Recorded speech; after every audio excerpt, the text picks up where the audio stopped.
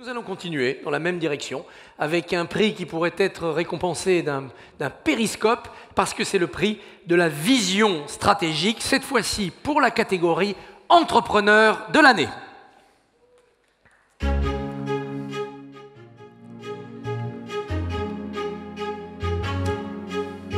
Le prix de la vision stratégique, il faut avancer bien, il faut avancer loin, mais il faut assurer son chemin. J'appelle Jacques Verlingue, président de Verlingue, à nous rejoindre sur scène pour remettre ce prix de la vision stratégique.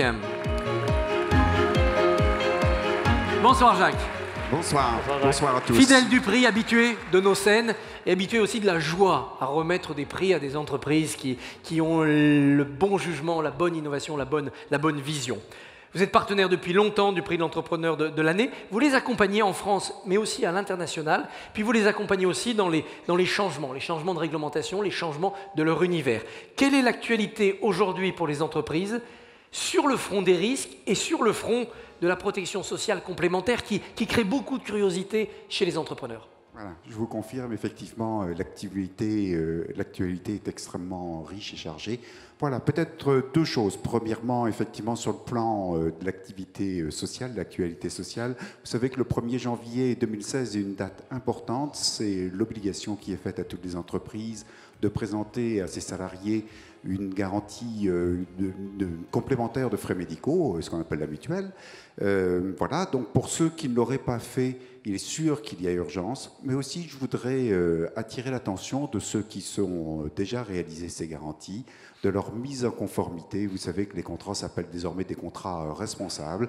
C'est une charge qui est lourde et il y a lieu de vérifier cette conformité car la sanction pourrait être voilà, une interdiction de déduire ces cotisations des résultats, mais aussi encourir quelques pénalités de la part de l'URSSAF. Les entreprises sont assez vigilantes, celles que vous rencontrez? Alors, les entreprises sont vigilantes. La seule chose, c'est la rapidité de l'actualité, le changement permanent, la difficulté de voir un peu plus loin. Donc, moi, je rappelle à l'attention de chacun, les conséquences sont réellement lourdes. Et puis, le deuxième point aussi, Christophe, c'est l'expérience qu'on a partagée à travers notre Tour de France pour rencontrer les candidats du Grand Prix d'entrepreneurs.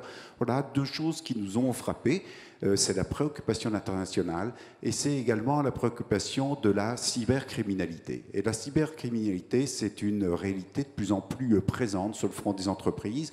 Alors tout le monde a entendu parler de vol de données, d'interruption de services, de réputation attaquée. Voilà, rapportez-vous à ce qui s'est produit à une grande société qui est Sony. Voilà. Les choses sont aujourd'hui extrêmement importantes, donc soyez vigilants. Sachez également qu'il existe des solutions. Ça commence bien sûr par la prévention, mais ça peut également être protégé aujourd'hui. Merci beaucoup Jacques. Avant de savoir qui l'on va récompenser pour ce prix de la vision stratégique, dites-nous Jean-François ce que l'on va récompenser comme qualité d'entrepreneur à travers ce prix. Déjà, c'est récompenser une qualité fondamentale de l'entrepreneur. Qu'il soit sur un secteur qui est touché par des bouleversements de tous ordres ou qu'il ait été précurseur, ce prix a pour vocation en fait, de récompenser un entrepreneur qui a su ou créer son modèle ou transformer son modèle pour être le leader de son métier. On est donc vraiment dans l'ADN de l'entreprise. C'est vraiment les caractéristiques fondamentales. Je pense le premier rôle de l'entrepreneur. 7 candidats sont nommés pour ce prix au niveau national et comme pour les autres prix, nous allons avoir la joie d'en présenter le panorama. Pour la région Île-de-France, Jacques Darmand de Châteauvieux à la tête de Bourbon, coopérative agricole à La Réunion en 1948. Aujourd'hui, Bourbon est un leader mondial des services maritimes. Orchestra Prémaman, quel joli nom Prémaman. Pierre Mestre qui nous vient de la région Méditerranée, pilote Orchestra Prémaman, qui est un des leaders européens dans le secteur des vêtements. Vêtements pour enfants, vêtements pour maman enceinte, maman qui viennent d'accoucher, et vêtements de puériculture. Ça s'appelle mettre de la poésie dans une vision stratégique. Martine Païs à la tête de CRM dans la région sud-ouest, commercialise dans plus de 20 pays des pièces mécaniques pour des secteurs aussi variés que le ferroviaire, le nucléaire et la pétrochimie. Le tourisme, c'est formidable, mais encore faut-il respecter l'environnement, respecter les valeurs, avoir un tourisme qui a une âme fondée sur l'authenticité, une âme fondée pour la simplicité. Philippe Bossane y veille. Il y veille en Rhône-Alpes, où il y a les plus beaux paysages du monde, et sa société s'appelle Utopia, avec un H. Parti de la région ouest, Guillaume Richard à la tête de O2. O2, c'est le leader français des services à la personne. O2 est venu en force. Il y a un peu de monde dans la salle. Garde d'enfants, ménage, repassage, jardinage, accompagnement des seniors. Voilà les activités d'O2. Alors, les activités de l'entreprise suivante, pendant que le fan club d'O2 se déchaîne, les activités de l'entreprise suivante sont très importantes aussi. Elles nous renvoient au monde rural. Vous êtes exploitant agricole, vous devez soigner votre informatique, vous devez soigner votre système d'information. Le plein air n'empêche pas et n'interdit pas cela. Il faut être accompagné. Isagri, qui nous vient du Nord avec Jean-Marie Saval, rend l'informatique accessible aux exploitants agricoles et c'est l'un des leaders en Europe, le leader en Europe de l'informatique adaptée à ces causes et aussi, très important, de la presse agricole parce que l'information vient aussi aux gens par le papier et par le numérique.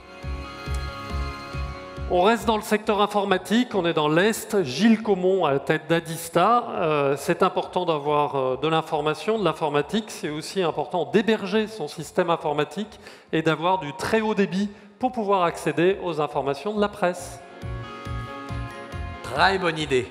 Alors voilà, 7 entreprises, 7 entrepreneurs qui chacun ont développé une vision stratégique remarquable, d'où leur titre de champion régional. Maintenant, le jury national a dû choisir un vainqueur national. Le prix de la vision stratégique 2015 EY L'Express est décerné à...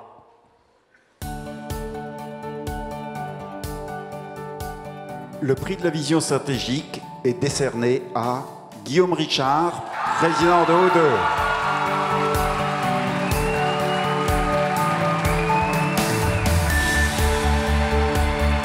Guillaume Richard, O2, venu en force avec le badge de l'entreprise à la pochette.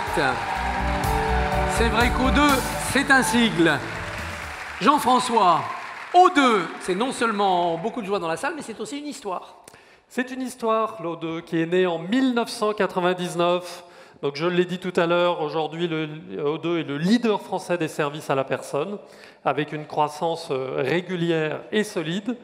Guillaume Richard est un précurseur qui a développé une offre multiservice particulièrement bien maîtrisée, avec 2 focalisations dans son modèle, les salariés, et notamment la satisfaction des salariés au travail, et puis de l'innovation dans la relation client. O2, c'est le premier créateur d'emplois en France entre 2008 et 2013. 6100 emplois créés. C'est un secteur à fort potentiel. L'objectif est de devenir numéro 1 européen et puis numéro 1 mondial. Guillaume Richard est également un entrepreneur engagé dans les instances représentatives de son métier, au sein de Croissance Plus, au sein du MEDEF. C'est Shiva, en fait, hein, il sait vraiment tout faire. Et en 2014, c'est pour ça, comme ça je pourrais répondre. Et en 2014, c'est 125 millions d'euros de chiffre d'affaires, un effectif de 11 000 salariés et un chiffre d'affaires pour 2015 estimé à 150 millions d'euros. Bigre, quelle aventure formidable. Eh bien, on va prendre un bon bol d'oxygène, on va plonger en images dans la réalité d'O2 aujourd'hui. Vidéo.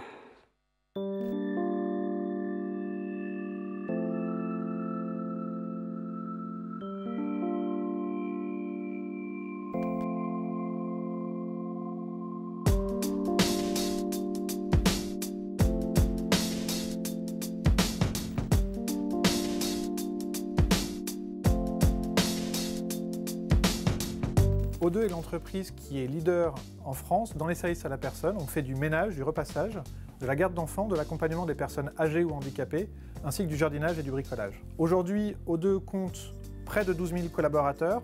On est présent un peu partout en France à travers 150 agences intégrées et une 60aine de franchises aujourd'hui. En fait, j'ai toujours eu envie d'être entrepreneur. Depuis que j'étais tout petit, C'est un peu terrible à dire, mais c'est en lisant un livre de Paul Switzer qui s'appelait Le Roi Vert, je me suis dit ça a l'air d'être génial d'être entrepreneur et je me suis dit c'est ce que je rêve de devenir.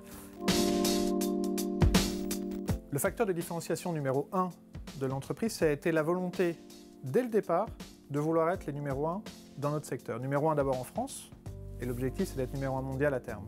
Et ça c'est structurant pour l'entreprise. C'est structurant parce que dès le départ, ça vous oblige à investir sur des gens qui sont meilleurs que vous, ça oblige à aller chercher des moyens financiers pour se développer, ça oblige à investir sur la marque, sur la qualité, parce que l'objectif il est sur du long terme, il n'est pas sur du court terme. Et donc c'est excessivement structurant de vouloir être le numéro 1 dans son secteur. Il y a 4 valeurs essentielles dans l'entreprise, mais il y en a une qui est centrale, c'est le respect. Le respect, on aurait aussi pu appeler ça l'humain. Une conviction qui est fondamentale et qui est la pierre angulaire de l'entreprise, c'est un salarié satisfait, c'est à 99,9% l'assurance d'avoir un client satisfait. Et donc mon objectif, l'objectif de mes managers, c'est de faire en sorte que nos collaborateurs soient le plus satisfaits possible. Et puis 3 valeurs complémentaires. L'excellence. L'excellence, c'est à la fois la vanité de vouloir être le meilleur, et je pense qu'on n'est pas mauvais, mais c'est aussi et surtout, et avant tout, l'humilité de reconnaître qu'on a des marges de progression qui sont extrêmement significatives. Donc voilà, volonté à chaque fois de s'améliorer, c'est ça l'excellence. Et dernière grande valeur, c'est la positive attitude. Alors la positive attitude, en fonction de vos référentiels, c'est soit Laurie, soit Raffarin. Mais la positive attitude, c'est surtout la capacité à voir le verre à moitié plein et qui se remplit, plutôt que le verre à moitié vide. Ce dont je suis le plus fier, c'est d'avoir créé beaucoup d'emplois. C'est d'être le premier créateur d'emplois en France. Sur les 5 dernières années, il y a une étude qui a été faite par un cabinet indépendant qui a montré qu'O2 avait créé plus d'emplois en France qu'EDF, Airbus. Et donc on est l'entreprise qui a créé le plus d'emplois en France sur ces 5 dernières années. Et ça, j'en suis extrêmement fier. Actuellement, O2 est une entreprise qui est 100% française. Et l'international, c'est avant tout une ambition. Et une ambition qu'on a depuis le départ, c'est d'être les numéros 1 dans notre secteur. Alors ça passait par être le numéro 1 d'abord en France. Le chemin parcouru par O2 est pour moi très impressionnant. J'ai connu Guillaume il y a 20 ans à l'école et il voulait déjà créer quelque chose, ça c'était sûr. Et aujourd'hui, quand je vois ce qu'O2 est devenu, je suis vraiment très fière de lui et je suis surtout très heureuse pour lui. Ce qui me motive le plus au quotidien, c'est de m'amuser. Je pense que c'est important de s'amuser dans son travail, de s'éclater, de s'épanouir dans son travail. Bravo à O2, Laurie, Jean-Pierre Raffarin et Paul Lutz-Lutzer. On ne peut pas rêver meilleur parrain, si ce n'est Jacques, qui va poser une première question à notre lauréat. Voilà. Eh bien, moi, j'ai une question d'un de vos clients, un client satisfait, je tiens à le préciser. Ce qui m'a beaucoup impressionné dans ce que vous faites, c'est que déjà tout petit, c'est peut-être le roi vert, vous souhaitez être numéro 1 mondial dans votre métier. Alors, je voudrais savoir, alors que la fin de l'année s'approche, où est-ce que vous en êtes par rapport à votre tableau de marche? Alors effectivement, j'ai un certain nombre de grands penseurs. Et il y a une grande philosophe du XXe siècle qui s'appelle Amel Bent et qui nous dit « Viser la Lune, ça ne me fait pas peur ». Mais toujours le point levé. Est-ce que c'est comme Sticky Ads, là, c'est un pari fait avec les équipes, parler d'Amel Bent, de Laurie? Pas du tout, pas du tout. Et en fait, c'est pour rendre concrètes les choses. Et dès le départ, en fait, on a eu cette ambition, cette volonté d'aller chercher c'est un truc complètement fou, vouloir être le numéro 1 mondial dans un secteur des services à la personne. C'est un secteur où il y a une intensité de main-d'œuvre qui est colossale. Aujourd'hui, on a 11 000 salariés à peu près en France. Vouloir être le numéro 1 mondial, ça veut dire que dans 10 ans, dans 15 ans, dans 20 ans, on aura 1 million, 2 millions, 3 millions de salariés. C'est n'importe quoi, faudra une bonne mais on y arrivera. Mais on y arrivera parce que c'est ce que j'expliquais dans le film. C'est ultra structurant. Le jour où vous dites « je veux être le numéro 1 », vous mettez tout en œuvre pour. Et vous allez recruter des gens qui sont formidables, qui sont plus compétents que vous. Dans leur domaine, bien sûr, parce qu'il ne faut pas déconner quand même. Et donc, vous allez chercher des gens qui sont absolument extraordinaires. Vous allez lever de l'argent parce que vous avez besoin de cet argent pour avoir des talents. Vous allez miser sur le long terme, vous allez miser sur votre marque, sur la qualité, sur les salariés. Et Je ne sais pas si on sera premier. Enfin, si, je crois qu'on sera premier, on le sera vraiment. Mais ce qui est sûr et certain, c'est qu'il n'y a jamais eu un numéro 1 mondial par hasard. Et donc, on va se donner les moyens, et on se donne les moyens de l'être. Et moi, je suis sûr et certain qu'on se retrouvera ici ou dans un autre endroit pour le prix mondial de l'entrepreneur de l'année, parce que O2 sera cette entreprise mondiale et qu'on aura réussi à exporter le savoir-vivre à la française. Jean-François. Alors moi, je vais poser 2 questions en une. Avant d'atteindre 1 million de personnes chez O2, il y en a déjà 11 000 aujourd'hui. Comment, en tant qu'entrepreneur, vous arrivez personnellement à agir sur la promesse de rendre les salariés heureux au travail? Et puis, une des fonctions aussi de l'entrepreneur, c'est de jouer le rôle de commercial. Donc, est-ce quand on a 11 000 personnes, on ne fait plus de commerce? Alors, pour répondre à votre première question, on a réussi le pari de la quantité. Premier créateur d'emplois en France. En tout cas, on l'a réussi en France. Notre objectif, c'est de le réussir aussi à l'international. Aujourd'hui, notre pari, c'est le pari de la qualité. Être un employeur chez qui il fait bon vivre. Dans une entreprise dans laquelle les salariés puissent s'épanouir. C'est véritablement quelque chose qui est dans l'ADN de l'entreprise. C'est quelque chose que j'ai dit aussi, c'est un salarié satisfait, c'est à 99,9% l'assurance d'un client satisfait. Et donc, on a développé ce qu'on a appris après qui s'appelait la symétrie des attentions. Essayer de porter autant d'attention à nos salariés, à nos collaborateurs, qu'à nos clients. Et ça, c'est vraiment fondamental. Et donc, au quotidien, qu'est-ce que ça signifie? Ça signifie d'abord un respect profond pour l'humain, pour chacun de nos collaborateurs. La diversité. On est signataire direct de la charte de la diversité parce que nos collaborateurs, on travaille avec eux parce qu'on a envie de travailler ensemble, parce qu'ils sont compétents et pas parce qu'ils ont des signes superficiels de couleur de peau, de religion, de je ne sais pas quoi. C'est pas ça qui est important, c'est la volonté qu'on a de travailler ensemble. C'est aussi la valorisation de nos métiers. On était dans un métier, les services à la personne, où tout le monde se dit moi, je sais faire le ménage chez moi, je peux le faire chez les autres, je garde mes enfants, je peux garder ceux des autres. C'est pas vrai. Il faut de la compétence professionnelle, il faut véritablement un savoir-faire et pas uniquement un savoir-être. Et donc, on a réussi à montrer que c'était un vrai métier, une vraie profession.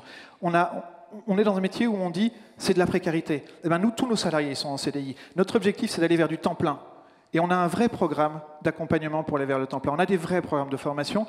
Et je peux vous raconter des histoires formidables, comme celle de Manuela, qui était issue de l'immigration portugaise. Et toute sa famille, il y avait une vraie filiation sur domestique, puis femme de ménage en France. Elle a commencé comme assistante ménagère. Et aujourd'hui, elle dirige une de nos agences, elle a 80 personnes.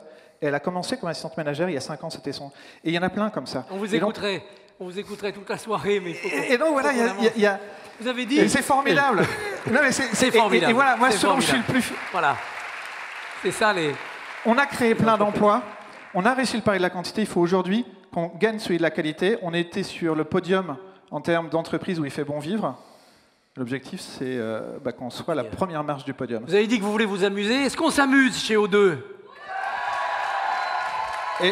C'est confirmé. Et puis la deuxième question, c'est comment est-ce qu'on aurait pu se développer? On a pu se développer par de la pub, par de l'Internet, par tout ça. Et puis parce que dans l'entreprise, chacun a une vocation commerciale. Et le premier commercial de l'entreprise...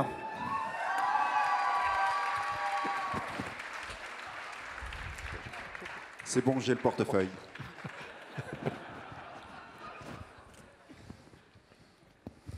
J'ai la chemise. Donc, premier commercial de l'entreprise, ça doit être le chef d'entreprise. Et donc, je vous ai prévu pour tous 2 heures de prestations gratuites que vous pourrez récupérer et pour que vous puissiez tester nos services. Dernière petite chose, parce qu'on est... Heureusement que c'est O2, parce que CO2, ça tenait pas. Hein. Et dernière petite chose, parce qu'on est sur la scène de l'Opéra Garnier, qui a Marguerite en ce moment au cinéma, et donc un peu comme elle, je me sens pousser des ailes. Il peut le faire. Hein. Et je vais faire un message personnel. D'abord, message personnel à ma femme, Félicie, parce que sans elle, je ne serais pas grand-chose, et à chaque fois, on dit l'entreprise.